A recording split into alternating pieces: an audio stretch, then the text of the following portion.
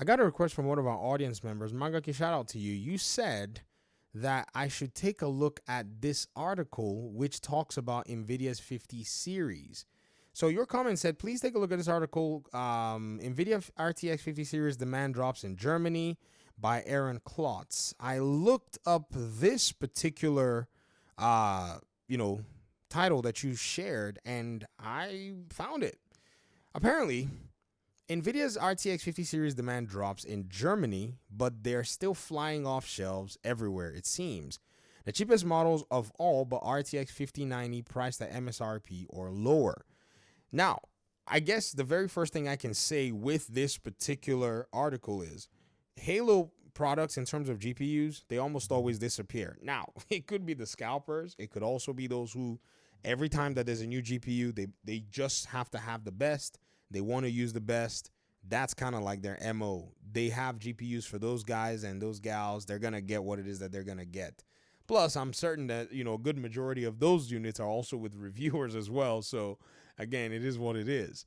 So the article says Nvidia's RTX 50 series product stack has seen a decline in demand in the German market. According to Computer Base, most RTX 5080s, 5070 Ti's, and 5070 AIB partner models are selling for at or below their respective MSRPs. The only exception is the 5090, which is still in high demand and is struggling to stay on store shelves.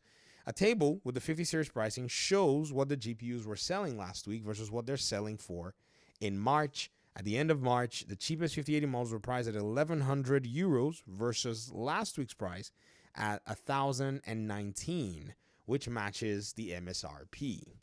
So apparently, this particular chart is showing that Nvidia may not necessarily be so popular right now. And so what may be going on is,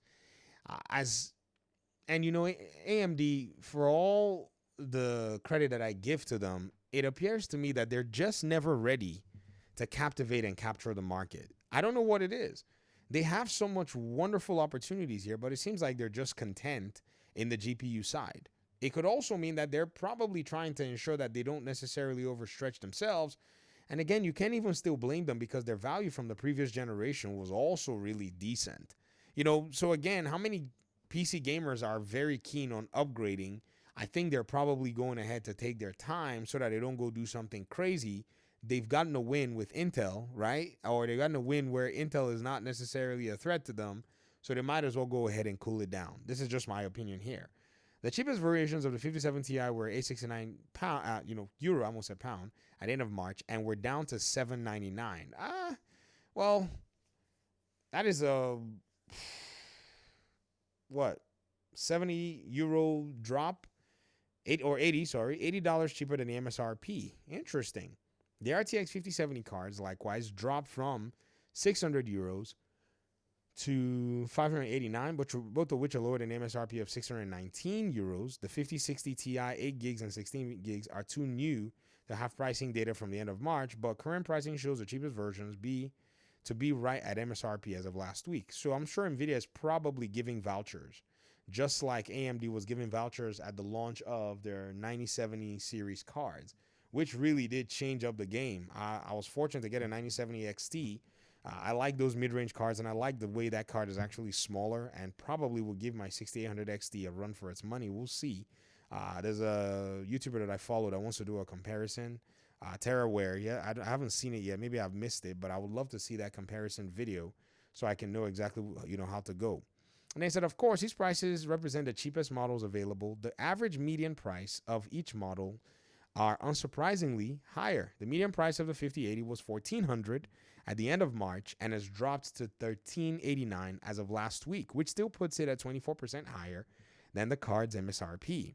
The median pricing of the RTX 5070 Ti was 1,000 euros at the end of March and dropped to 950 last week, which is just 8% higher than MSRP. And the median pricing of the 5070 dropped from 687 to 654, which is 5% higher than MSRP. Of course, MAIB partner models are still priced significantly higher than MSRP, but it's good to know that at least the average price of AIB partner cards is fairly close to MSRP, except for the RTX 5080.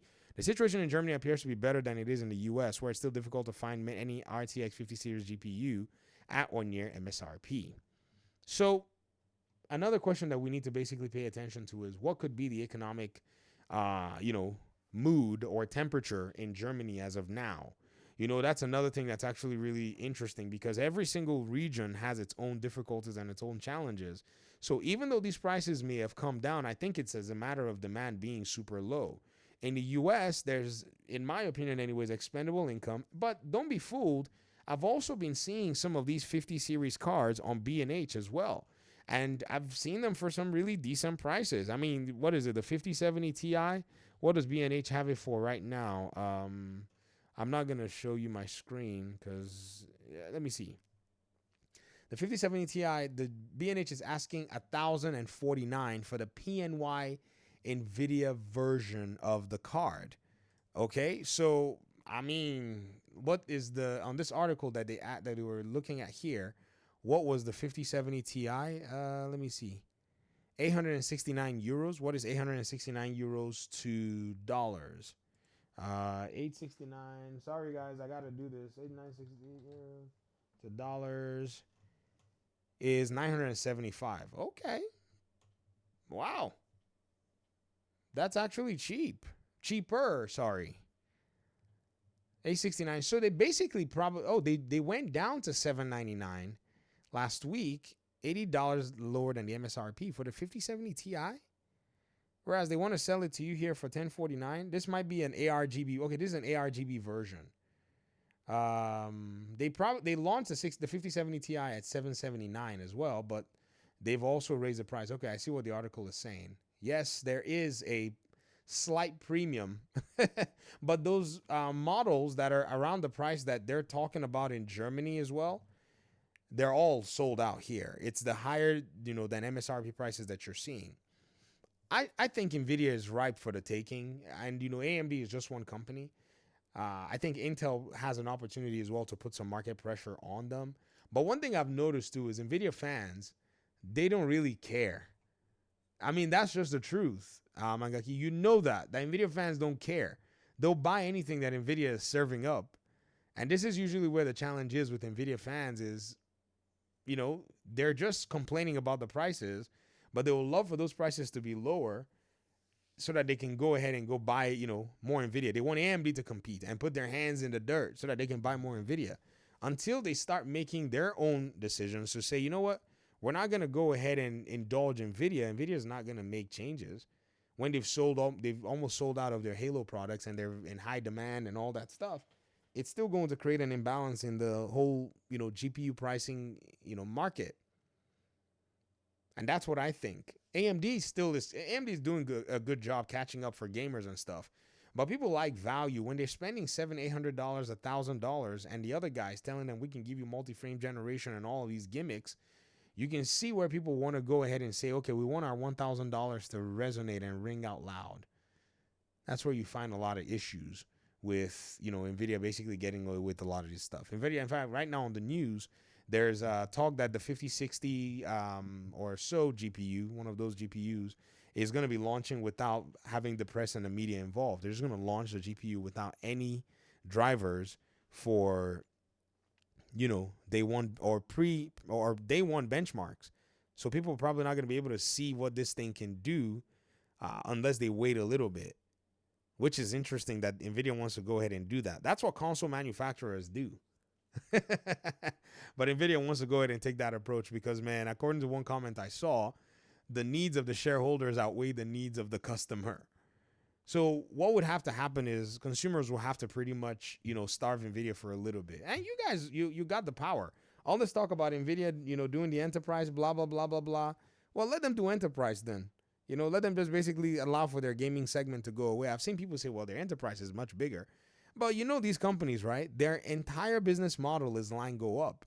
So if you basically starve them of that little minimal piece of their graph, right, of line don't go up, they'll respond. They will respond. And I think that's probably what Nvidia, people who enjoy Nvidia probably need to go ahead and do is have a little bit of discipline and say, I'm not buying Nvidia until I get what I want, and they're going to get what they want. All right, that's my opinion on the matter, Mangaki. I just, I'm happy that you sent me that particular comment. Nvidia's doing nonsense this generation, that's for sure. But this is the generation where you ignore them. You just act like they don't exist. I just pretended like these guys are not here. You said PC gamers in Germany and GPU customers not putting up with Nvidia's overpriced nonsense to the point where the price of 80 and 70 cards are dropping below MSRP. Good. It hadn't dropped enough. They need to ignore them even much more. Because all that dropping is basically to bring some people in and then they can make some more boards and then raise the prices. No, they need to ignore them this whole 50 series generation. Those things have got to be on shelves. And then they need to be just like the way the 20 series and the 30 series, transitioned. The 30 to the 40 series. There were a lot of 30 series on the shelves as the 40 series were actually coming out.